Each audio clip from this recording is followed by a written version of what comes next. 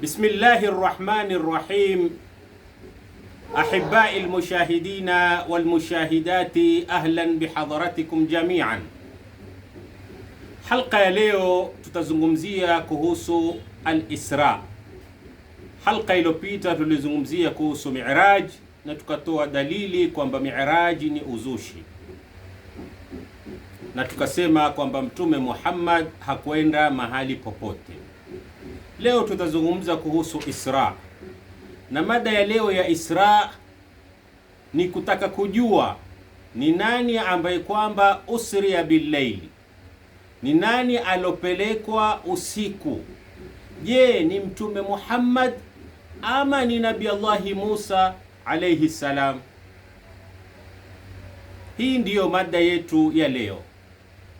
Lakini kabla ya kuanza mada ya Isra, kuna klipu moja nimeisikia kwenye YouTube. Sheikh Uthman yuaulizwa swali.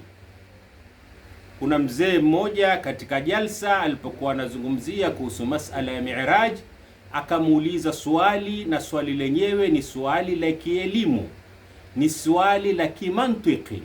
Swali lenyewe analomuuliza Sheikh, amwambia kwamba hapa msikitini kulikuwa na shekhe mmoja akatwambia kwamba haiwezekani kiumbe chochote katika dunia kikatoka hapa na kupelekwa mpaka mbinguni, kwa sababu mbinguni mwili huu hauwezi kustahimili, yani anga ziliyoko huko juu. Sasa akataka kujua kwamba je, ni kweli haiwezekani kwamba mtume aliota ama alikwenda hivyo hivyo? Jawabu alilolijibu Sheikh Uthman katika maneno mingi aliyozungumza, lakini jawabu mwisho akajibu akasema kwamba katoa dalili ya aya kwamba subhana, kilma cha subhana yaonesha kwamba ni miujiza, na miujiza hili ni jambo la kwamba sio kwamba ameota, bali ameenda kwa mwili wake na roho yake.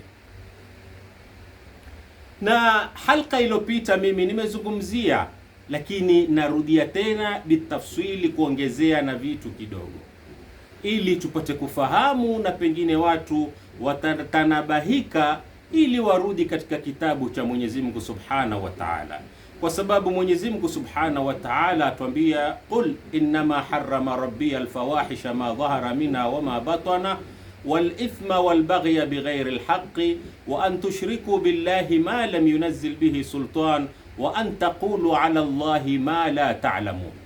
Mambo matano aloambiwa Mtume Muhammad atuambie sisi, ambao kwamba ni haramu na utakapoyafanya unapata madhambi. Moja katika haya matano, wa an tushriku billahi ma lam yunazzil bihi sultan. Yani nini maana wa an tushriku billahi ma lam yunazzil bihi sultan? Yani ni kuswadiki jambo katika dini, iwe ni riwaya, iwe ni fatwa, iwe ni kiswa, iwe ni naba, uwe wewe utaiswadiki na hakuna dalili yoyote ya kutoka ndani ya Qur'an. Yani Mwenyezi Mungu Subhanahu wa Ta'ala hajateremsha lolote kuhusu vile unavyoviswadiki ndani ya Qur'an. Hiyo ndiyo shirki, na shirki kama hini wengi wetu wanaogelea katika shirki kama hini bila ya kujua. Kwa hivyo ndugu Waislamu, tujitahadhari na shirki kama hini. Jambo lolote la dini ni lazima uwe na dalili kutoka ndani ya Qur'an, na Qur'ani ni kitabu cha Mwenyezi Mungu Subhanahu wa Ta'ala ambao ni ilmu, na ukitaka kufahamu ilmu kama hini, Mwenyezi Mungu ameiwekea kawaid ndani ya Qur'an kwa yule mwenye kutaka kutadabbur maneno ya Mwenyezi Mungu Subhanahu wa Ta'ala. Kwa hivyo na Mwenyezi Mungu Subhanahu wa Ta'ala atuambia kwamba inna ba'dha dhanni ithmu, baadhi ya dhana ni ithmu, madhambi. Na dhana ni kuswadiki jambo na wewe huna dalili kutoka ndani ya Qur'an. Wama lahum bihi min ilm in yattabi'una illa dhanna. Mwenyezi Mungu Subhanahu wa Ta'ala anatuambia wama lahum bihi min ilm, hawana proof, hawana uthibitisho, isipokuwa wao wanafuata dhana. Basi maadamu ni Imamu Zaid amesema, maadamu ni Imamu Amr amesema, basi hawataki kujisumbua kwenda kutafuta uhakika wa lile jambo kutoka ndani ya kitabu cha Mwenyezi Mungu Subhanahu wa Ta'ala, bali wao ni kufuata tu dhana. Kwa hivyo leo twaendelea kueleza jambo kidogo kuhusu Mi'raj, na nimesema kwamba Mi'raj ilikuwa ni ndoto. Mi'raj ilikuwa ni ndoto, na hata hadithi ya Mtume, hadithi ambayo kwamba ni ana Aisha atuambia, ma fuqida jasadu Rasulullah, haukukosekanwa kitandani mwili wa Mtume. Lakini lipi lililotokea? Lililotokea ni kwamba wanavyoni wameidhoofisha hii hadithi, wakasema kwamba ni dhaifu. Sababu udhaifu wake nini? Ni kwamba haikuafikiana na yale yao, lakini hadithi kama hii imeafikiana na Qur'an. Kwa hivyo mimi nasema hadithi kama hii ni sahih kwa sababu imeafikiana na maneno ya Mwenyezi Mungu Subhanahu wa Ta'ala.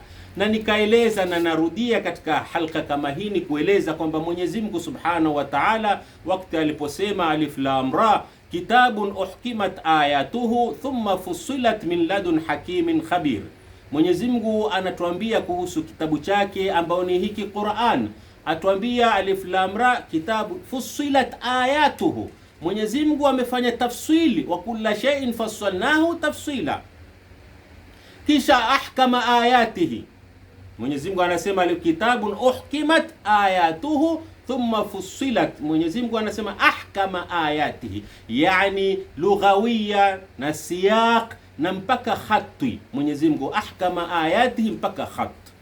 Na nikasema kwamba ndani ya Qur'ani, fungua mswahafu wote utakuta kilma cha raa kimekuja maandishi tofauti, lakini matamshi ni moja, raa, lakini maandishi tofauti. Hii ni dalili ya kuonesha kwamba kuna utofauti wa vitu viwili kama hivi. Maadamu Mwenyezi Mungu ameandika hati ambazo kwamba ni tofauti, ametuletea hati ambazo kwamba ni tofauti, kilma tamshi ni lile lile moja, lakini kuandika ni tofauti. Kwa hivyo na maana kuna utofauti hivi vitu viwili.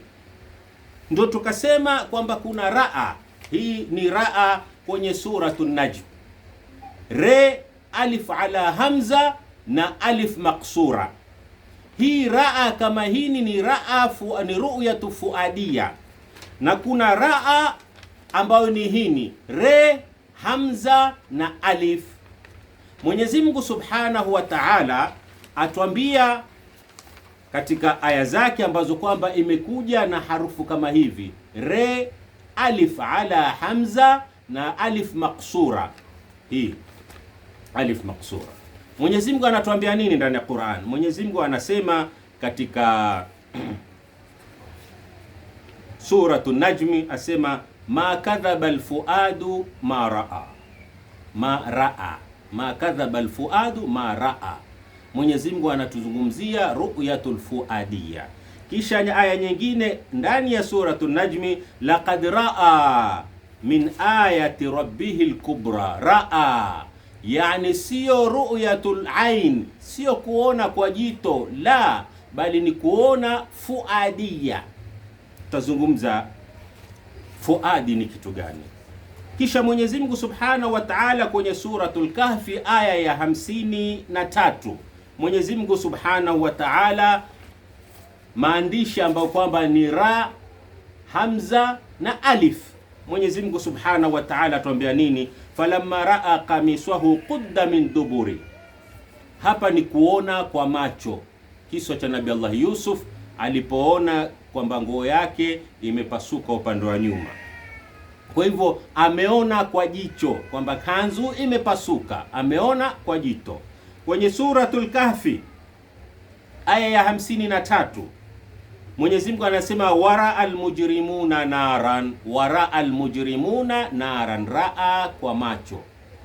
Kwa hivyo tumeona tofauti ya raa ambao kwamba ni re hamza ala alif na alif maksur, ni ru'yatun fuadiyya.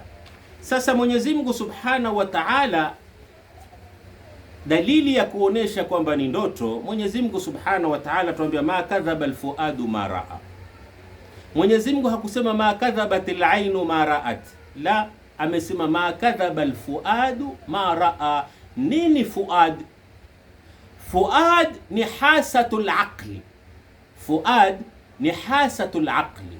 Sam'u ni hasatul udhuni, walbasar ni hasatul ain, na alfuad ni hasatul aqli.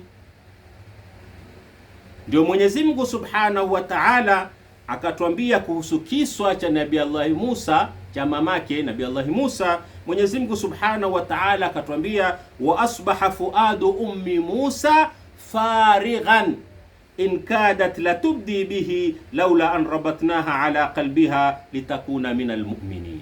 Mwenyezi Mungu Subhanahu wa Ta'ala atuambia wa asbaha fuadu ummi Musa, yani akili yake, yani hasatul aqli farighan, yani zilikuwa empty, hafikiri tena, hajui afanye nini, hajui. Amemshika Musa mtoto lakini hajui afanye nini. Lakini Mwenyezi Mungu Subhanahu wa Ta'ala in kadat la tubdi bihi, yani akakurubia adhihirika, aonekanwe Nabii Allah Musa, laula an rabatna ala qalbiha, lau hatunge yani shaddadna katika akili yake. Qalb ni akili wala sio moyo, na hii ni halqa tutazungumzia bitafsili kuhusu qalb, lakini mara hii tunazungumzia kwamba fuadi sio kifua, fuadi ni hasatul aqli. Kwa hivyo hapa Mwenyezi Mungu atuambia kwamba mamake Musa hasatul aqli zake zilikuwa farighan, hazifikiri tena chochote. Ni kama vile mama, na ndio hali za mama yuko nyumbani, awe nyumbani kwake aletewe habari kwamba mwanawe amepata aksidenti, yani anaweza kutoka bila dera, anaweza kutoka bila kuvaa dera, yani asbaha fuadahu farighan, yani akili inakuwa farighan, haifikiri kitu chochote. Ndivyo ilivyokuwa mamake Nabii Allah Musa alayhi salam. Kwa hivyo fuad ni hasatul aqli, ni hasatul aqli. Ndio Mwenyezi Mungu Subhanahu wa Ta'ala tuambia inna sam'a wal basara wal fuada kullu ulaika kana anhu mas'ula. Hizi zote ni hasa. Kwa hivyo haya ni maelezo machache ya kutoa uthibitisho kwamba Mtume Muhammad aliona ndoto, na ndio Mwenyezi Mungu akasema laqad raa min ayati rabbihil kubra, kwenye ndoto, walaysa yaqadha, la kwenye ndoto. Raa imekuja ile ile ambayo kwamba ni ru'yatu fuadia, walaysa ru'yatil ain, la sio kuona dhahir kwa jito live, la ni ru'yatu fuadia ambayo ni ndoto. Kwa sababu fuad, akili ya mwanadamu wakati yuko macho huwa anafikiria akiwa yuko macho, lakini ukiwa umelala huwa unaona picha ambayo kwamba ni ndoto. Ukilala akili haifikiri bali unaona ndoto. Na ndio watu wengi utamkuta mtu akiwa yuko macho ama siku nzima ile ana jambo la mtia dhiki na kulifikiria sana, utakuta usiku akilala analiota lile jambo, kwa sababu fuadu wakati wa usiku, wakati amelala huwa unaona picha, lakini wakati wa mchana huwa ni mwenye kufikiria, ile akili huwa inafanya kazi ya kufikiria. Kwa hivyo ndugu Waislam, Mtume Muhammad aliona ndoto, wala hakuenda bijasadihi wa ruhihi, la abadan. Tuingie katika masala ya Isra na kumsahihisha ndugu yetu Sheikh Uthman wakati alipotoa dalili kwamba subhanalladhi, subhana, akasema kwamba haya ni maajabu. Hichi kilima cha subhana kinaonesha ni maajabu, lakini sisi tunataka kujua, yeye ameanza na subhana, lakini kuna asra, kuna biabdihi, kuna masjid al-haram ila al-masjid al-aqsa. Hizi zote zinataka, kuna alladhi barakna haulahu. Hizi zote zinataka tafsili ili tupate kuelewa ni nani huyo alozungumziwa. Lakini kabla ya kuanza, ndugu Waislam, yataka tujue kwamba Mtume Muhammad hana miujiza yoyote.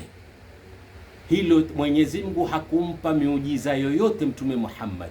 Miujiza ya Mtume Muhammad ni Qur'an bas fakat, Mtume Muhammad hana miujiza yoyote. Riwayati unazosikia sijui mtume ametokwa na maji kwenye vidole, sijui kuna mnyama amezungumza naye, wallahi hizo zote ni khurafat. Na lau ingekuwa ni kweli miujiza, Mwenyezi Mungu angetutajia ndani ya Qur'ani kama alivyotaja Nabii Allah Musa miujiza yake na Nabii Allah Isa. Kwa hivyo Mtume Muhammad miujiza yake ni Qur'an, ambao kwamba ni hudan lilalamin linnasi jami'an. Hii ndiyo miujiza ya Mtume Muhammad, na yoyote anayetadabbar maneno ya Mwenyezi Mungu atakuta muna miujiza mikubwa ndani ya haya, ambao kwamba saa hii masayantisti ndo wanavumbua vitu kama hivyo. Qur'ani Mwenyezi Mungu ameshayataja miaka 1400 iliyopita, na sio kwamba hama scientisti wanasoma Qur'ani, la, hata hawajui Qur'ani, bali wao wanafanya nini hiyo, wanafanya research kivyao. Kisha baada ya kuvumbua kitu, tukiangalia ndani ya Qur'ani Mwenyezi Mungu ameshataja mambo kama yale. Hiyo ndio miujiza ya mtume wetu Muhammad ila qiyami saa, ila qiyami saa, na ndio miujiza mikubwa kushinda miujiza ya mitume wote, kwa sababu miujiza ya Nabii Allah Musa ni kwa muda fulani, Isa ni muda fulani, lakini miujiza ya mtume Muhammad ambayo ni Qur'an ila qiyami saa, mpaka kusimame kiyama. Kwa hivyo ndugu Muislamu, mtume Muhammad hana miujiza yoyote isipokuwa miujiza yake ni Qur'an. Na ndio hata Makureishi walitaka mtume Muhammad awe na miujiza, walimuomba mtume Muhammad awe na miujiza ndio wamwamini. Tumezungumzia aya katika halqa iliyopita, na kisha Mwenyezi Mungu Subhanahu wa Ta'ala atuambia katika aya nyingine, aturiduna an tasalu rasulakum kama suila Musa min qabl. Mwenyezi Mungu awaambia Makureish, aturiduna an tasalu rasulakum, mwataka kumuomba mtume wenu, yani awaoneshe miujiza kama suila Musa min qablu, kama alivyoulizwa Musa kabla. Kwa hivyo Mwenyezi Mungu ikiwa kweli amempeleka Isra'i na akampeleka Mi'raj, Mwenyezi Mungu angejibu hapa, angesema mtume wangu nimempeleka Mi'raj, Isra'i nikampeleka na Mi'raj, hiyo ni miujiza. Lakini Mwenyezi Mungu la, awaambia aturiduna an tasalu rasulakum kama suila Musa min qabl. Kwa hivyo mtume Muhammad hana miujiza yoyote alopatiwa. Sasa tuingie katika kueleza suratu Isra. Hili neno, jina lililopewa hii suratul Isra, hili ni jina limekuja kwa juu. Ndugu Muislamu, hii sura ilikuwa ikiitwa suratu Banu Israil. Hii suratul Isra mwanzo ilikuwa ikiitwa suratu Banu Israil. Baada ya kuwa wanataka kuonesha kwamba mtume naye ana miujiza, wakatunga hii Isra na wakatunga riwayat, wakaona afadhali walibadilisha hili jina liwe suratul Isra, lakini mwanzo ilikuwa ni suratu Banu Israil. Haya, tuingie katika aya ambayo kwamba Mwenyezi Mungu Subhanahu wa Ta'ala anatuambia subhanalladhi asra bi'abdihi. Subhanalladhi asra bi'abdihi. Nini maana ya asra? Nini maana ya sair? Maana ya asra ni kuenda, ni kutembea katika ardhi, juu ya ardhi. Yani hii ni ardhi, wewe uko juu yake unatembea, unasema asra. Ndio kwenye lugha ya Kiarabu tunasema almashi. Almashi yani fulanu yamshi, yani yamshi ala al-ard. Uwe una kipando, uwe huna kipando, lakini maadamu uko kwenye ardhi, hiyo ni asra. Wala sio kuruka kama ilivyokuja kwa riwayati kwamba kulikuwa na buraki ana mbawa akaruka. La, asra ni kutembea kwenye ardhi. Na dalili Mwenyezi Mungu Subhanahu wa Ta'ala atuambia ndani ya Qur'an. Mwenyezi Mungu Subhanahu wa Ta'ala atuambia, walaqad auhaina ila Musa an asri biibadi, yani watembee wakati wa usiku, watoke watembee wakati wa usiku. Kwa hivyo asra sio kwamba ni asra ni kutembea kwa miguu, ima uwe kwenye kipando lakini kwa kwenye ardhi watembea kwenye ardhi ama kwa miguu, lakini uko kwenye ardhi. Hiyo ndio maana ya asra. Biabdihi, biabdihi. Kwa nini tuseme Mtume Muhammad? Mwenyezi Mungu Subhanahu wa Ta'ala hapa hakubainisha, amesema biabdihi. Kwa hivyo huenda akawa Mtume Muhammad au akawa mtume mwingine, kwa sababu Mwenyezi Mungu Subhanahu wa Ta'ala amesema katika moja katika aya, alhamdulillahi alladhi anzala ala abdihi alkitab wa lam yaj'al lahu iwajan. Huyu ni Mtume Muhammad, amesema anzala ala abdihi. Lakini Mwenyezi Mungu Subhanahu wa Ta'ala kwenye aya nyingine asema dhikru rahmati rabbika abdahu Zakaria. Hapa amemtaja haswa abdahu Zakaria. Na kwenye aya nyingine Mwenyezi Mungu Subhanahu wa Ta'ala asema walaqad auhaina ila Musa an asri ibadi. Kwa hivyo hapa kwa nini tuseme ni Mtume Muhammad? Kwa hivyo hapa bado hatujatatua jambo lolote, abdi, bado hatujatatua jambo lolote. Lakini Mwenyezi Mungu Subhanahu wa Ta'ala asema biabdihi laylan, yani mja wake laylan, wakati wa usiku, min almasjid alharami ila almasjid alaqsa, min almasjid alharami ila almasjid alaqsa, min almasjid alharami ambao ni Makka ila masjid al-Aqsa, mpaka masjid al-Aqsa. Sisi tunadhani kwamba Mwenyezi Mungu hapa aliposema masjid al-Aqsa anamaanisha kwamba masjid al-Aqsa hii ya leo tunayoita masjid al-Aqsa. La, abadan. Mwenyezi Mungu ametaja masjid al-Aqsa. Yani nini maana Aqsa? Aqsa yani abad, masjid abad, yani msikiti ambao kwamba ulioko mbali. Na ndio Mwenyezi Mungu Subhanahu wa Ta'ala akatwambia wajaa ar-rajulu min aqsa al-madina, aqsa al-madina yani kutoka mbali.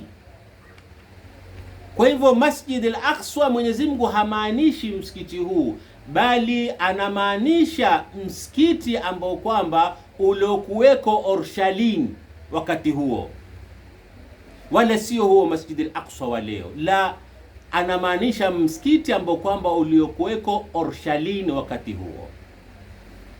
Kwa hivyo Mwenyezi Mungu akishakaendelea akasema alladhi barakna haulahu, alladhi barakna haulahu, ambao kwamba tumebariki haulahu, pambizoni mwake, pambizoni mwake, ambao ni Masjid al-Haram na Masjid ambao kwamba amekusudia Mwenyezi Mungu Subhanahu wa Ta'ala Masjid al-Aqsa ambao kwamba iliyoko huko Orshalin. Linuriyahu min ayatina, Mwenyezi Mungu Subhanahu wa Ta'ala amtuma nani? Sio Mtume Muhammad, bali ni Nabii Allahi Musa alayhi salam, kwa sababu Mwenyezi Mungu anasema subhanalladhi asra biabdihi. Kisha Mwenyezi Mungu Subhanahu wa Ta'ala akatwambia walaqad auhaina ila Musa an asri biibadi. Kwa hivyo Mwenyezi Mungu Subhanahu wa Ta'ala hapa anayemzungumzia ni Nabii Allahi Musa alayhi salam. Na kisha Mwenyezi Mungu baada ya kumaliza aya hii ya kwanza, aya inayofuatia mubashara Mwenyezi Mungu asema wa ataina Musa alkitaba. Hakusema wa ataina Muhammad alkitaba, la, wa ataina Musa alkitaba. Hii nayo ni dalili ya kuonesha kwamba Mwenyezi Mungu anamzungumzia Nabii Allahi Musa alayhi salam. Mwenyezi Mungu Subhanahu wa Ta'ala asituambia linuriyahu min ayatina, ili tupate kumuonesha miujiza. Miujiza gani ya kuoneshwa Nabii Allahi Musa? Aswa, fimbo, na mkono ambao kwamba wenye kutoa mwangaza. Hii ni miujiza ambayo kwamba alioneshwa Nabii Allahi Musa alayhi salam. Kwa hivyo Mwenyezi Mungu Subhanahu wa Ta'ala aliposema linuriyahu min ayatina, ili tupate kumuonesha aya zetu, na aya ya miujiza kama haya aliyaona kwa macho yake. Fimbo aliiona ikigeuka ikawa na uhai, kisha ikageuka ikawa nyoka, na mkono ameuona ameutia kwenye kapwa, kisha akautoa ule mkono ukawa unamemetuka. Kwa hivyo ni miujiza aliiona Mtume Muhammad Musa kwa macho yake. Na Mtume Muhammad pia Mwenyezi Mungu Subhanahu wa Ta'ala atuambia kwamba Mtume Muhammad raa al-ayat al-kubra, lakini ayat al-kubra alizoziona Mtume Muhammad kana fil manam ma kadhaba al-fuadu ma raa. Mtume Muhammad aliona, lakini aliona akiwa ndotoni. Nabii Allahi Musa aliona live kwa macho yake.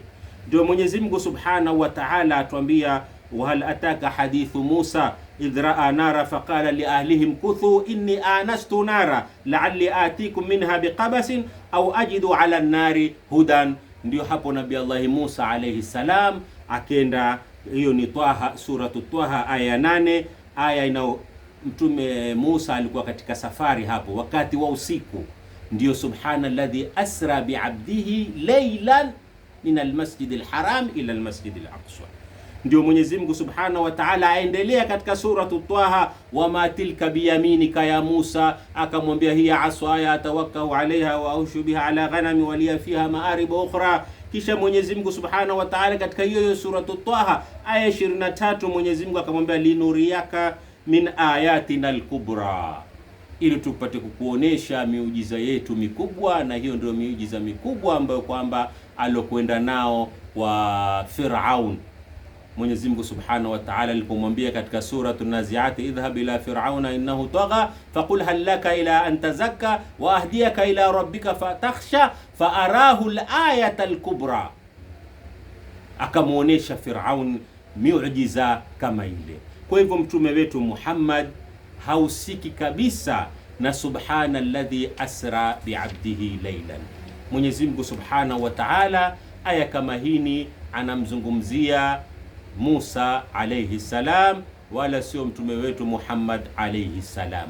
Kwa hivyo kiswa kama hiki ni kiswa ambacho kwamba kimenasibishwa kwa mtume Muhammad, wala sio kiswa cha mtume Muhammad.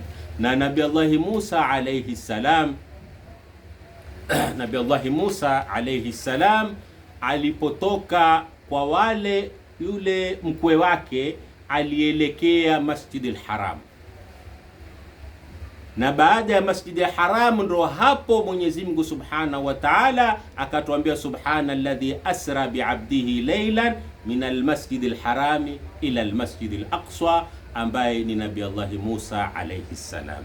Jambo lingine nitakalo kuzungumzia ni kuhusu qibla. Qibla cha yule ambaye kwamba anaiswali ni kipi kibla cha kwanza? Wengi utakayemuuliza atakwambia kibla cha kwanza ni Baitul Maqdis, lakini la, kibla cha kwanza sio Baitul Maqdis.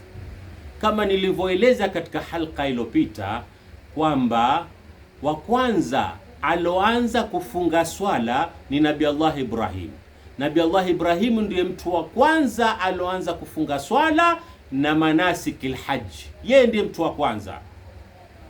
Ndio Mwenyezi Mungu akamwambia inni ja'iluka linnasi imaman, na ndiyo imamu wetu. Na ndiyo Mwenyezi Mungu akatumwambia Mtume Muhammad afuate millatu Ibrahim, na akatuambia sisi tufuate millatu Ibrahim. Kwa hivyo swala ya kwanza alofunga ni Mtume Ibrahim alayhi salam, na alipofunga swala kama hiyo alielekea Makka, wala sio Baitul Maqdis. Ndio Mwenyezi Mungu akatuambia wattakhidhu min maqami Ibrahima musalla. Nabii Allah Ibrahim alikuwa anaelekea Makka, na baada ya Nabii Allah Ibrahim mitume wote mpaka Musa alayhi salam alikuwa akielekea Masjidil Haram. Wapi alibadilisha Mwenyezi Mungu ili waelekee Baitul Maqdis? Mwenyezi Mungu Subhanahu wa Ta'ala atuambia katika suratu Yunus aya ya 87. Mwenyezi Mungu atuambia wa auhaina ila Musa wa akhihi an tabawa liqaumikuma bimisra buyutan waj'alu buyutakum qiblatan wa aqimus salata. Musa na watu wake walipotoka Orshalin, walipowacha mji wa Orshalin, Mwenyezi Mungu Subhanahu wa Ta'ala ndo akawaambia hayo majumba yenu na misikiti yenu, kwa sababu misikiti ilikuwa ni mingi Orshalin.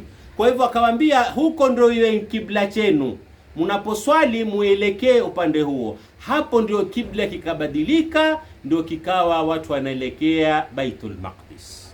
Na ndio Mwenyezi Mungu Subhanahu wa Ta'ala atuambia katika suratul Baqara aya 144. Mwenyezi Mungu anatuambia nini? Anatuambia, amwambia Mtume Muhammad, qad nara taqalluba wajhika fis samai falanuwalliyannaka qiblatan tardaha fawalli wajhaka shatra al-masjidil haram. Yani amwambia Mtume Muhammad, Mwenyezi Mungu amwambia Mtume Muhammad kwamba aelekee, yani anaposwali aelekee Masjidil Haram, na alikuwa akielekea Baitul Maqdis, lakini akamwambia sasa lekea Masjidil Haram. Kama vile Nabii Allah Musa alikuwa akielekea Masjidil Haram, kisha baadaye Mwenyezi Mungu akamwambia aelekee Baitul Maqdis, na Mtume Muhammad naye pia hivyo hivyo alikuwa akielekea Baitul Maqdis, kisha Mwenyezi Mungu akamwambia aelekea Baitul Haram. Kisha Mwenyezi Mungu kwenye aya kama hiyo aendelea asema, hiyo aya anayomwambia kwamba elekea, fawalli wajhaka shatra al-masjidil haram wa haythuma kuntum fawallu wujuhakum shatrahu. Mwenyezi Mungu aendelea asema, wa innal ladhina utul kitaba la ya'lamuna annahu al-haqqu min rabbihim. Vipi?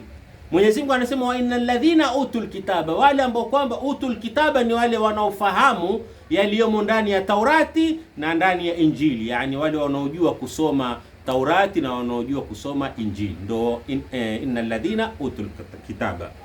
Wa innal ladhina utul kitaba la ya'lamuna annahu alhaq, hawa wanaokisoma Taurati na Injili wanajua kwamba hiyo ni haki. Yani haki nini? Yani kwamba kibla cha kwanza kilikuwa ni Baitullahi alharam, kwamba wao wote walikuwa wakielekea Baitullahi alharam. Kwa hivyo ndugu Waislamu, kibla cha kwanza Nabii Allah Musa alayhi salam na mitume wengine wote walikuwa wakielekea Baitullahi alharam, kuanzia Nabii Allah Ibrahim mpaka nini. Na ndio Mwenyezi Mungu Subhanahu wa Ta'ala akatwambia alladhi barakna haulahu, Mwenyezi Mungu ameubariki mji wa Makka. Mwenyezi Mungu Subhanahu wa Ta'ala katika suratul Anbiya atwambia, wanajainahu wa Lutan ila al-ardi allati barakna fiha lilalamin. Mwenyezi Mungu anazungumzia kuhusu Nabii Allah Ibrahim, wanajainahu, yani Nabii Allah Ibrahim, wa Lutan, na Luti, ila al-ardi, yani kwenye ardhi, allati barakna fiha lilalamin, ambao kwamba aloibariki Makka. Mwenyezi Mungu anazungumzia kuhusu Makka, ndio Mwenyezi Mungu akasema lilalamin, sio libano Israeli ama linaswara, la, lilalamin, ambao ni Makka. Ndio Mwenyezi Mungu akasema waadhin fi nnasi bilhaji fi nnasi, yani kullu nnas. Kwa hivyo ndugu Waislam, kiswa cha Isra, kiswa cha Mi'raji ni ndoto kulingana na Qur'ani. Umeamini sawa, hukuamini wewe na Mola wako. Qad ja'akum basairu min rabbikum faman absara falinafsihi waman amiya fa'alayha. Na kiswa cha Isra'i ni Mwenyezi Mungu anazungumzia kuhusu Nabii Allah Musa, wala sio mtume wetu. Na mtume wetu Muhammad, Mwenyezi Mungu Subhanahu wa Ta'ala amempa miujiza mikubwa zaidi kushinda mitume wote, nao ni Qur'an. Wa ila liqa'in akhar bi mashi'atillah. Wassalamu alaykum wa rahmatullahi wa barakatuh.